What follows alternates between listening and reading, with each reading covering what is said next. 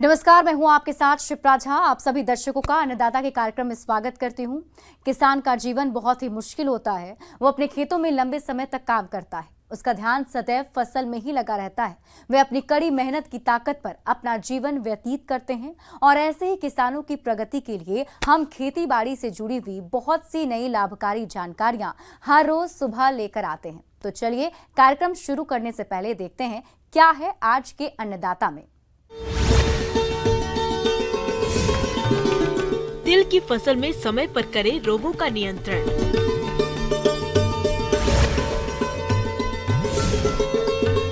पशुओं में खुरपका, मुंहपका बीमारी की रोकथाम के उपाय।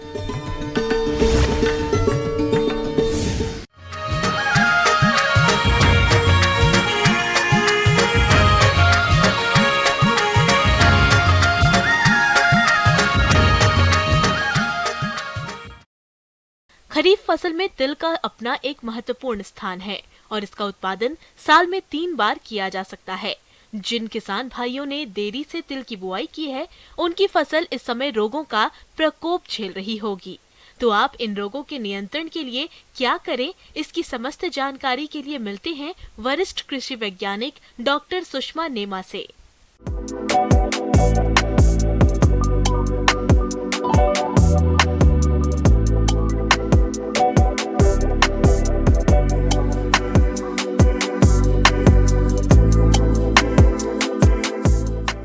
पहली बात तो तिल की खेती है, जैसा कि आप लोग जानते ही हैं कि हल्की भूमि में लगाते हैं।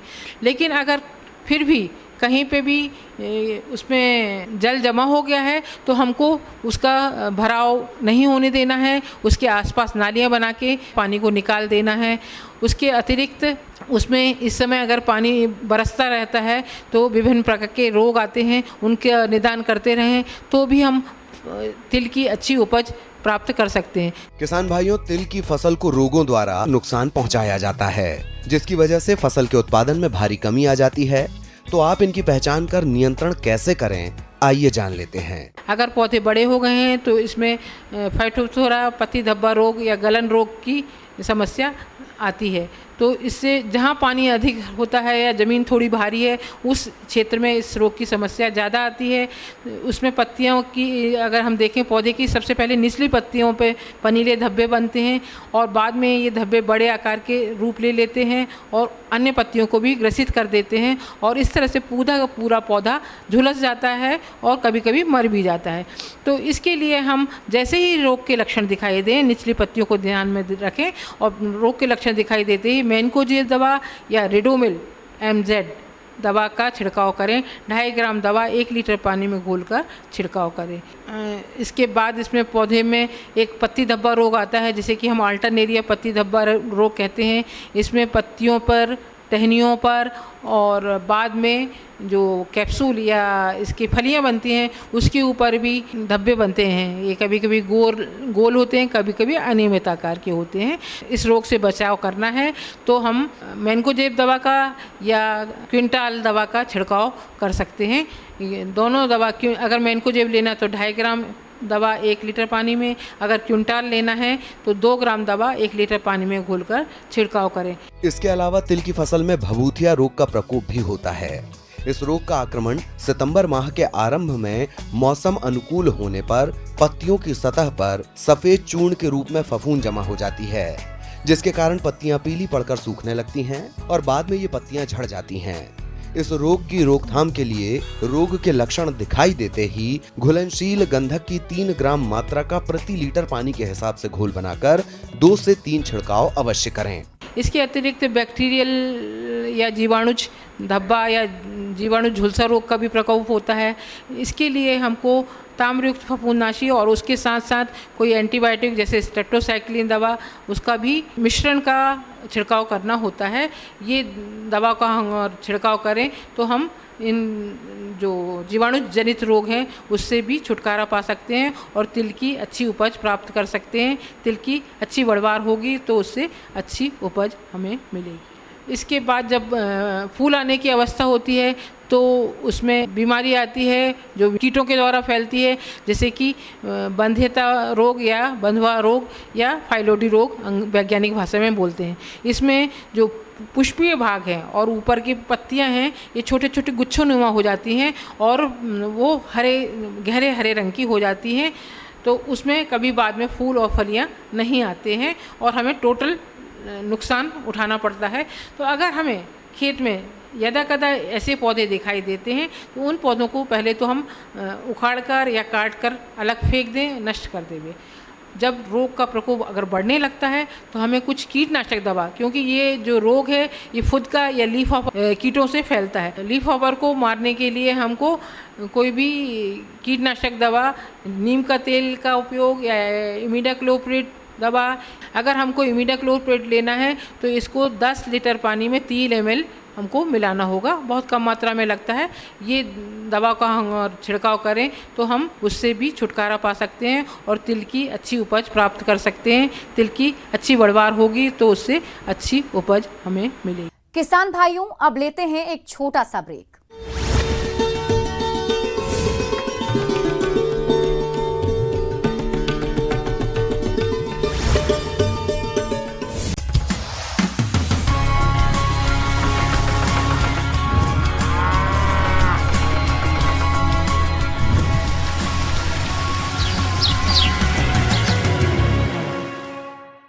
ब्रेक के बाद आप सभी दर्शकों का अन्नदाता में स्वागत है।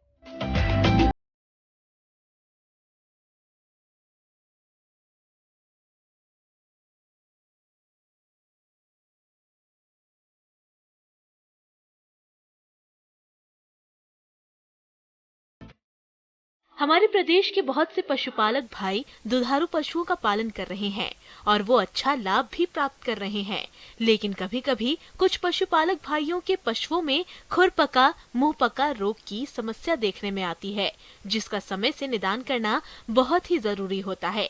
इस बारे में विस्तार से जानकारी दे रहे हैं पशु चिकित्सक डॉक्टर आशीष कुमार सोनी।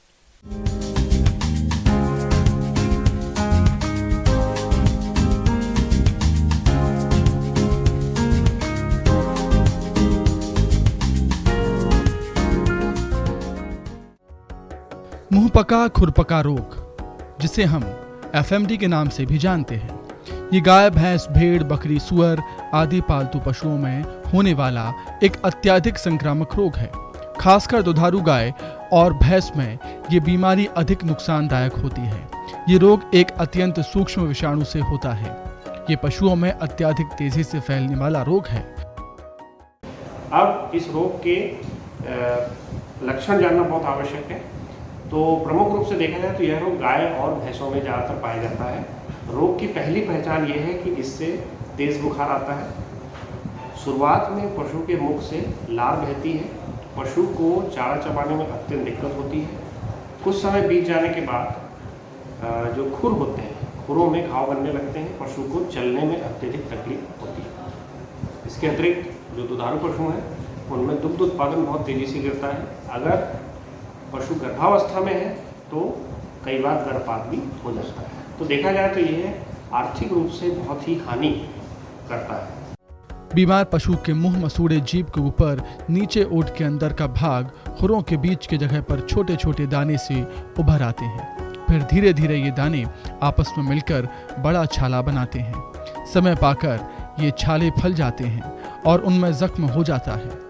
ऐसी स्थिति में पशु जुगाली करना बंद कर देता है।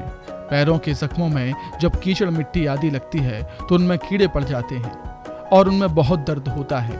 पशु लंगड़ाने लगता है। समय पाकर व इलाज होने पर ये छाले व जख्म भर जाते हैं, परंतु संकर पशुओं में ये रोग कभी कभी मौत का कारण भी बन जाता है। जैसा मैंने आपको बताया कि शुरुआती अवस्था में ही पशुपालक जो है उसमें अच्छी तरह घाव की सफाई करें। सफाई के लिए आप हाइड्रोजन परऑक्साइड, पोटेशियम परमैंगनेट युक्त पानी का उपयोग कर सकते हैं। उससे सर्वप्रथम आप घाव को अच्छी तरह से साफ करें पहले। उसके बाद दूसरा, जब घाव साफ हो जाते हैं इसके बाद घरेलू उपचार आप क्या कर सकते हैं। जो भी घाव दिख रहे हैं पशु को, उसके ऊपर आप कोई भी एंटीसेप्टिक दवा या आयुर्वेदिक पद्धति से तैयार किया हुआ कोई ऑइंटमेंट जैसे कि हम बात करें तो हमारे पशुपालक भाई जो है नीम, घी इत्यादि से बनाया हुआ ऑइंटमेंट जो है पशुओं को लगा सकते हैं। इसके अतिरिक्त तो मुंह में जो छाले बन जाते हैं उसमें भी यह बहुत ही कारगर है। तो ये तो हो गया शुरुआती अवस्था में। अब कई पशु ऐसे होंगे जो कि देखभाल ना होने के कारण कीड़े पड़ जाते हैं, तो कीड़ों को ख़त्म कैसे करें? तो उसके लिए सबसे आसान उपचार है तारपीन का तेल। जो तारपीन का तेल होता है इसकी आप कुछ मात्रा जो है जहाँ पर घाव बना हुआ है, कीड़े हैं, वहाँ आप लगा के छोड़ दें। अगर ये खुरों के अंदर जो है काफ़ी गहराई में है तो आप क्या करें कि रुई लें और रुई को तारपीन तेल में भिगा दें और भिगाने के बाद उसे आहिस्ता आहिस्ता घाव के अंदर आप भर कर छोड़ दें और 2 घंटे, 3 घंटे, 4 घंटे बाद जब उसका असर होगा तो जो कीड़े हैं वो मर जाएंगे। आप आहिस्ता आहिस्ता उस रुई को वहाँ से निकाल लें और पुनः उसके अंदर जो ऑइंटमेंट है, मलम है, उसको आप अच्छी तरीके से उसमें लगा दें। इस रोग से अन्य पशुओं को बचाने के लिए सावधानी रखना जरूरी होता है। इसके लिए आप प्रभावित पशु को साफ एवं हवादार स्थान पर अन्य स्वस्थ पशुओं से दूर रखें। पशुओं की देखरेख करने वाले व्यक्ति को भी हाथ पांव अच्छी तरह साफ कर ही दूसरे पशुओं के संपर्क में जाना चाहिए। प्रभावित पशु के मुंह से गिरने वाली लार और पैर के घाव के संपर्क में आने वाली वस्तुओं जैसे पुआल, भूसा, घास आदि को जला देना चाहिए या जमीन में गड्ढा खोदकर चूना के साथ गाड़ दिया जाना चाहिए। अब सबसे महत्वपूर्ण बात कि यह बीमारी आपके क्षेत्र में हो ही ना, इसके लिए आप क्या कर सकते हैं? तो सबसे बढ़िया तरीका है इसका रोकथाम का, वो है टीकाकरण। और आपको ये बताते हुए मुझे हर्ष हो रहा है कि हमारे मध्य प्रदेश सरकार द्वारा यह टीका जो है बिल्कुल निःशुल्क लगाया जाता है और यह टीका साल में 2 बार लगाया जाता है। पशुपालक भाई इन टीकों को शीत ऋतु के आरंभ होने से पूर्व और इसके पश्चात जो शीत ऋतु खत्म होती है, लगभग 2 टीकों के बीच में 6 महीने का अंतर होना चाहिए। तो साल में 2 ये टीकाकरण जो है पशुपालक भाई हमें अपने पशुओं को अवश्य कराएं। इससे आप फुट एंड माउथ डिजीज बीमारी से पशुओं को बचा सकते हैं। तो पशुपालक भाइयों, मेरे द्वारा ये जानकारी आपको दी गई है। अगर इन जानकारियों को आप अच्छी तरह से अपने मन में सुधार करते हैं तो आप निश्चित रूप से इन बीमारियों से अपने पशु को बचा सकते हैं। आगे और भी है खेती बाड़ी से जुड़ी हुई बहुत सी रोचक जानकारियां। यहाँ रुकेंगे एक और छोटे से ब्रेक के लिए।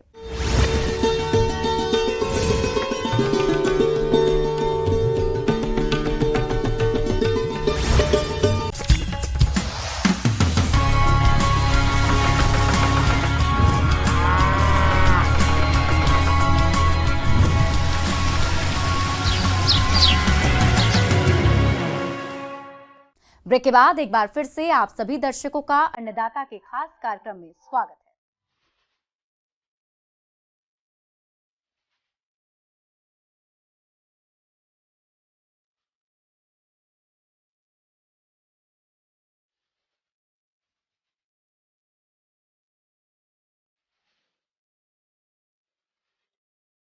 अपने राज्य में बहुत से किसान भाई मधुमक्खी पालन करके अच्छा मुनाफा कमा रहे हैं, लेकिन वर्तमान समय में एक तो इनके आहार के लिए भरपूर पराग की उपलब्धता नहीं होती है, वहीं दूसरी तरफ बरसात के कारण कीट व्याधियों का प्रकोप भी अधिक रहता है।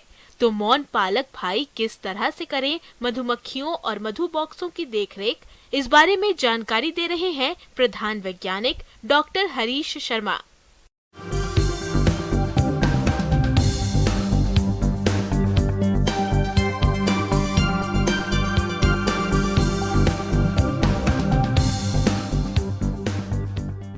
तो हम अपना जो मौन वंश, जब हमारे मौन वंश जैसे हमारे 60 से 80 मौन वंश हम कहते हैं एक स्थान पर रखें और उस स्थान को जहाँ पे हमारे अधिक मौन वंश होते हैं उसी को हम मोनाले कहते हैं, एपेरी कहते हैं। तो इस तरह एक मौन वंश से दूसरे मौन वंश में लगभग 2 से 3 किलोमीटर का फासला होना चाहिए। ये तो आगे मोनाले की बात। किसान भाइयों, इस व्यवसाय में एक बहुत ही महत्वपूर्ण प्रक्रिया होती है जिसे स्थानांतरण कहते हैं। इसमें फूलों की उपलब्धता के अनुसार मौन बॉक्सों की जगह बदलनी पड़ती है ताकि अधिक शहद का उत्पादन ले सकें। आपको अपने उस क्षेत्र के जो मौन पुष्प हैं उनके बारे में जानकारी होनी चाहिए। अब एक पुष्प होता है, एक मौन पुष्प में बात कर रहा हूँ, तो मौन पुष्प उन पुष्पों को कहते हैं हम, जिनसे मधुमक्खियाँ अपना नेक्टर व पोलन, मधुरस या पराग जो है एकत्रित करती हैं। जैसे कि हम सरसों के ऊपर करते हैं, मैंग्रोव्स के ऊपर करते हैं, हम यूकलिप्टस के ऊपर करते हैं, सनफ्लावर के ऊपर कुछ एरियाज़ में करते हैं। तो उन मौन पुष्पों की प्रचुर मात्रा होनी चाहिए। अगर उनकी मात्रा कम है तो आप जितना भी प्रबंधन कर लें, आप शहद प्राप्त नहीं कर पाएंगे। तो इन चीज़ों का ध्यान तो रखना ही है। मौन पालन व्यवसाय में बॉक्सों की देखरेख ठीक से करना जरूरी है। अगर इस समय देखरेख में थोड़ी सी भी लापरवाही की तो व्यवसाय में घाटा हो सकता है। इसीलिए देखरेख में किन किन विशेष बातों का ध्यान रखना है, आइए जान लेते हैं। जो मौन गृह के अंदर आपकी चौखटें या फ्रेम हम कहते हैं, उनको हम हाइव टूल कहते हैं। उस हाइव टूल से उनको थोड़ा सा लूज करते हैं, और जब आप मधुमक्खियों की फ्रेम को चेक करने वाले हैं तो एक तो अपने आप को स्थिर रखें, और सबसे महत्वपूर्ण जो हमारा काम होता है निरीक्षण करते समय, वो यह भी होता है कि क्या इसमें एक अच्छी रानी है या नहीं है।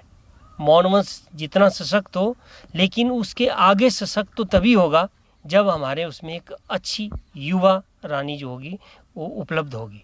और साथ ही साथ रानी की कार्यकुशलता जो है वो हम देखते हैं अंडों से, ब्रूड से। तो जो ब्रूड है वो जिस भी फ्रेम पे आप देख रहे हैं वो स्कैटर्ड, बिखरा हुआ नहीं होना चाहिए।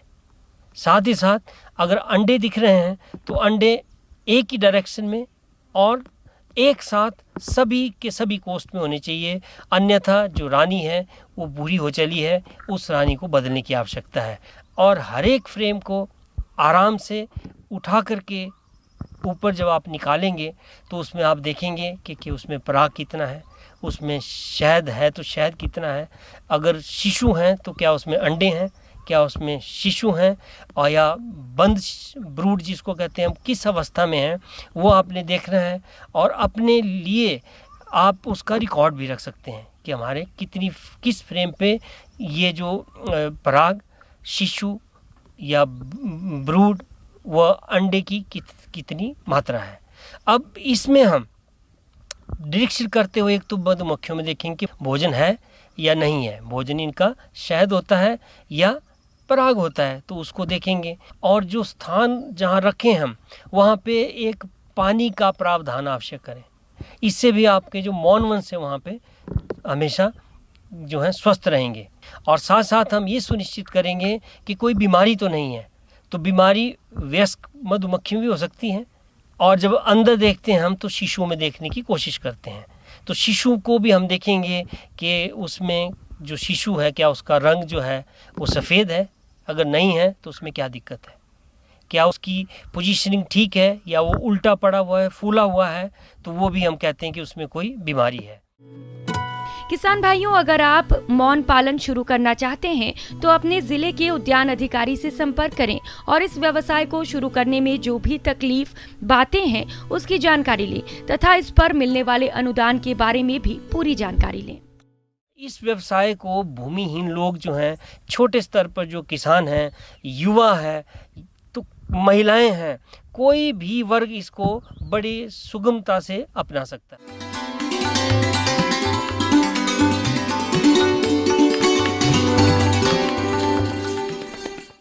और आइए अब जानते हैं अन्नदाता निःशुल्क फोन के माध्यम से पूछे गए समस्याओं का समाधान। आज के अन्नदाता हेल्पलाइन में जिस प्रश्न को कार्यक्रम में शामिल किया गया है उसे पूछा है ग्राम सुरेखा, जिला बालाघाट के किसान सुरेंद्र कुमार ने। आप जैव उर्वरकों के प्रयोग और उससे होने वाले फायदों के बारे में जानकारी चाहते हैं, तो सुरेंद्र कुमार जी आपकी जानकारी के लिए प्रस्तुत है कार्यक्रम का यह अंश।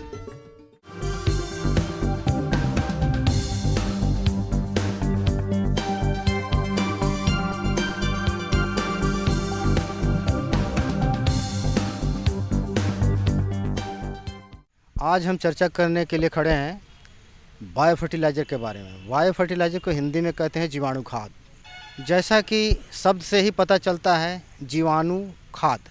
जीवाणु का मतलब ऐसे सूक्ष्म जीव जिसको हम आँख से देख नहीं सकते हैं, उसके लिए मशीन की आवश्यकता पड़ती है। खाद जैसा कि आप जानते हैं, जैसे कि हम रासायनिक खाद डालते हैं, तो जीवाणु खाद का मतलब है कि ऐसे जीवाणु जो खाद के रूप में काम करते हैं, जो फसल में जो पोषक तत्व प्रदान करने का जो है सो माध्यम का काम करते हैं। इसमें बहुत सारे जीवाणु होते हैं, सूक्ष्म जीव होते हैं, जिसमें हम लोग बैक्टीरिया कहते हैं और फंजाई भी है और एक्टिनोमाइसीट्स भी हैं। तो इनका मुख्य काम है जो आसमान में हवा में 78% नाइट्रोजन है उसको ज़मीन में कैसे लाया जाए, मिट्टी में कैसे लाया जाए। तो ये बखूबी जो है सो सक्षम है उस हवा में मौजूद नाइट्रोजन को मिट्टी को प्रदान करने में, चाहे वो पौधे के थ्रू हो, चाहे वो सीधे अपने शरीर में फिक्स करते हैं और मिट्टी को प्रदान कर देते हैं। राइजोबियम जो दलहनी फसल के लिए है, अजेटोबैक्टर एजोस्पाइरलम जो अन्य फसलों के लिए है, इसके बाद है फंजाई है जिसको कवक कहते हैं, जिसको VA माइक्रोबाइजा कहते हैं, वो फास्फोरस को प्रदान करता है मिट्टी में जो है सो अघुलनशील जो अस्फुर है, जिसको अस्फुर कहते हैं, फास्फोरस कहते हैं, उसको घुलनशील अवस्था में दे करके पौधे को पहुंचाता है। राइजोबियम कल्चर दलहनी फसलों की जड़ों में गुलाबी रंग की गांठ बनाता है। इन गांठों में ही राइजोबियम नामक जीवाणु रहता है जो वायुमंडलीय नाइट्रोजन गैस को भूमि में स्थगित करता है, जिन्हें पौधों द्वारा आसानी से शोषित कर लिया जाता है। राइजोबियम कल्चर के प्रयोग से भूमि में लगभग 15 से 20 किलोग्राम प्रति हेक्टेयर नाइट्रोजन खाद का लाभ होता है। इसके अलावा उपज में लगभग 10% की वृद्धि होती है। इस कल्चर का प्रयोग मूंग, उड़द, अरहर, सोयाबीन, मटर, चना, मूंगफली, मसूर एवं बरसीम के फसल में करते हैं। अब कारक क्या है जिसके चलते हमको बाहर से देना पड़ता है, क्योंकि भाई मिट्टी में तो पहले ही से मौजूद है, तो क्यों हमको बाहर से डालना पड़ता है। मिट्टी में मौजूद है मगर इनकी संख्या कम हो सकती है, क्षमता कम हो सकती है। हमारी मिट्टी अम्लीय है, अम्लीय मिट्टी में जो है सो संख्या इनकी कम हो सकती है। लगातार कालांतर में खाद डाल करके हम मिट्टी का जो सो गुण को ख़राब कर दे रहे हैं और जैविक पदार्थ का नहीं सेवन कर रहे हैं, जिसके चलते भी इनकी संख्या कम हो सकती है। बहुत तापमान ज़्यादा, पानी जल जमाव और भी अन्य कारण हैं जिसके चलते इनकी संख्या में कमी हो सकती है। कुछ पौधे ऐसे हैं जो उनका घर है, हम लगातार उस पौधे को ले ही नहीं रहे हैं, दूसरे पौधे को ले रहे हैं, तो उनका जो है सो उसमें संख्या कम हो सकता है। इसलिए जो है सो सही फसल चक्र भी अपनाना ज़रूरी होता है। सही फसल चक्र नहीं अपना रहे हैं तो उनकी संख्या कम हो सकती है। तो इन सभी कारणों के चलते इनकी संख्या कम हो जाती है, जिसके चलते हम बाहर से इनका जो प्रयोग करते हैं। एजोटोबैक्टर कल्चर या सूक्ष्म जीवाणु भी राइजोबियम जीवाणु की तरह ही वायुमंडलीय नाइट्रोजन को भूमि में स्थापित करता है। ये जीवाणु जड़ों में किसी प्रकार का गांठ नहीं बनाते हैं। ये जीवाणु मिट्टी में पौधों के जड़ क्षेत्र में स्वतंत्र रूप में पाए जाते हैं तथा नाइट्रोजन गैस के अमोनिया में परिवर्तित कर पौधों को उपलब्ध कराते हैं। इस जीवाणु खाद के प्रयोग में 10 से 20 किलोग्राम नाइट्रोजन प्रति हेक्टेयर की प्राप्ति होती है तथा अनाज वाली फसलों में 10 से 20% एवं सब्जियों में 10% तक की उपज में वृद्धि पाई गई है। इनके प्रयोग से जड़ों में होने वाली फफूंद रोग से भी बचाव होता है। इस कल्चर का प्रयोग गेहूं, जौ, मक्का, बैगन, टमाटर, आलू एवं तिलहनी फसलों में करते हैं। समुचित मात्रा में हमारे पास जो भी है वो जैविक खाद उसका प्रयोग करें, या हमारे पास जो मौजूद पदार्थ हैं उससे जैविक खाद बनाने की जो है सो कोशिश करें। जैसे कि वर्मी कंपोस्ट हम लोग बनाते हैं। वर्मी कंपोस्ट में आपके पास अगर ज़्यादा समुचित गोबर नहीं है तो 25 से 50% तक ही गोबर का इस्तेमाल करें। बाकी जैसे खरपतवार का इस्तेमाल करके हम जैविक खाद बना लेते हैं, जिससे हमको बहुत ही जो फ़ायदा होता है और ये जीवाणु खाद का भी जो है सो हमारा जो क्षमता है वो बढ़ जाता है। अब रही बात कि भाई कितना नाइट्रोजन, कितना जो है सो कितना खाद हमको मिलेगा इनसे, तो हम इनको सब्स्टिट्यूट कहते हैं। मतलब जो कुछ पार्ट जो है सो हम इसके थ्रू जो नाइट्रोजन या फास्फोरस जो भी है अवेलेबल करा सकते हैं, तो इसमें ये काम कर सकता है। हम रासायनिक खाद के साथ साथ जैविक खाद जैसे वर्मी कंपोस्ट, FIM डालते हैं, उसी तरह से हम जैसे जीवाणु खाद का भी प्रयोग करते हैं, ताकि जैसे कम से कम 20 से 25 kg तक नाइट्रोजन हमको दलहनी फसल में मिल जाए, तथा अन्य फसलों में भी यही करीब रहता है, 20 से 30% जो है सो मिल जाए। सभी प्रकार के जीवाणु खाद से बीज उपचारित करने का तरीका एक जैसा ही है। राइजोबियम कल्चर के एक पैकेट से 10 किलोग्राम बीज को उपचारित कर सकते हैं। बीजों को उपचारित करने के लिए सबसे पहले आधा लीटर पानी में लगभग 100 ग्राम गुड़ डालकर खूब उबालें और जब इसकी चाशनी तैयार हो जाए तो इसे ठंडा करने के बाद एक पैकेट कल्चर जीवाणु खाद डालकर अच्छी तरह से मिला दें। इसके बाद बीजों को उपचारित कर सकते हैं। जिन फसलों की पौध का बिचड़ा लगाया जाता है उनकी रोपाई करने से पूर्व पौधों की जड़ों को एजोस्पर्म या एजोटोबैक्टर के घोल में डुबाकर पौधे को उपचारित किया जा सकता है। तो ये सब सारे जो है सो जीवाणु खाद हैं। अब इसको हम ये करते हैं, कल्चर में तैयार करके छोटे छोटे पैकेट में रखते हैं संरक्षित करके। तो इनका प्रयोग करना जो है सो लाभकारी होता है, जिससे जो है सो ये रासायनिक खाद पर जो खर्च पड़ते हैं, खर्च जो पड़ रहे हैं उसको हम कम करते हैं। साथ ही साथ कि जो है सो मिट्टी पर जो कुप्रभाव पड़ता है खाली खाद रासायनिक खाद से, उससे भी बचते हैं, जिससे जब मिट्टी की जो हमारी जो धरोहर है, जो सो बहुत बेशकीमती धरोहर है, इसको भी बचाए रखने में ये जीवाणु खाद हमको बहुत मदद करता है। तो किसान भाई से ये मेरा अनुरोध है कि जीवाणु खाद अवश्य प्रयोग करें, जितना संभव हो, जैसे भी संभव हो हम जीवाणु खाद का प्रयोग करें, ताकि जैसे रासायनिक खाद से हमको कुछ न कुछ राहत मिल सके। किसान भाइयों, कृषि संबंधित समस्या और सुझाव के लिए आप हमें इस पते पर संपर्क कर सकते हैं। प्रोड्यूसर अन्नदाता news 18 Madhya Pradesh Chhattisgarh, Ramoji film city Hyderabad 501512। साथ ही आप हमें ईमेल भी कर सकते हैं। हमारा ईमेल है p18annadatamp@nw18.com। इसके अतिरिक्त आप हमें निःशुल्क हेल्पलाइन नंबर 1800889216 पर सोमवार से शनिवार सुबह 10 बजे से शाम 4 बजे के बीच संपर्क कर सकते हैं। अब समय हो रहा है आपसे विदा लेने का। कल इसी वक्त फिर से होगी आपसे मुलाकात। नमस्कार।